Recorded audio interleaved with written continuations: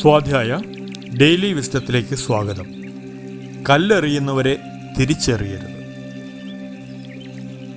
നാം പലപ്പോഴും നമ്മെ കല്ലെറിയുന്നവരോട്, നമ്മെക്കുറിച്ച് മോശമായി പറയുന്നവരോട് അതേ നാണയത്തിൽ തിരിച്ചു ചെയ്യുകയാണ് പതിവ്. എന്നാൽ ഇതുകൊണ്ട് നമുക്ക് യാതൊരു പ്രയോജനവും ഉണ്ടാകുന്നില്ല എന്നത് മാത്രമാണ് സത്യം. നമ്മുടെ ശ്രദ്ധയും ഊർജവും തിരിച്ചു കൊടുക്കുന്നതിൽ മാത്രമായി പോകുന്നു. നമ്മുടെ ലക്ഷ്യത്തിൽ നിന്ന് നാം വ്യതിചലിക്കുന്നു. കല്ലെറിയുന്നവരുടെ ലക്ഷ്യവും ഇതുതന്നെയാണ്, നമ്മെ നമ്മുടെ ലക്ഷ്യത്തിൽ നിന്നും വ്യതിചലിപ്പിക്കുക എന്നത്.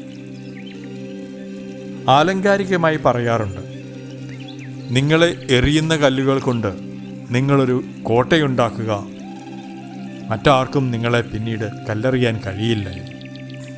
ഇതുപോലെ തന്നെയാണ് നാമും ചെയ്യേണ്ടത്.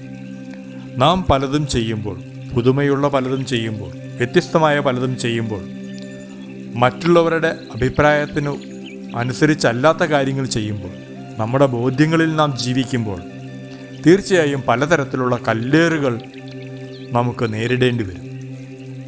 എന്നാൽ അങ്ങനെ കല്ലേറ് നേരിടുമ്പോൾ പോലും ആ കല്ലേറിന് മറുപടി പറയാൻ നിൽക്കാതെ നമ്മുടെ ലക്ഷ്യത്തിലേക്ക് ശക്തമായി മുന്നേറുകയാണ് വേണ്ടത്.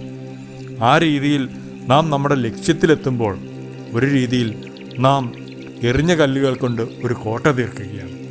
ഇന്നു മുതൽ നമ്മുടെ ലക്ഷ്യം അതായിരിക്കട്ടെ.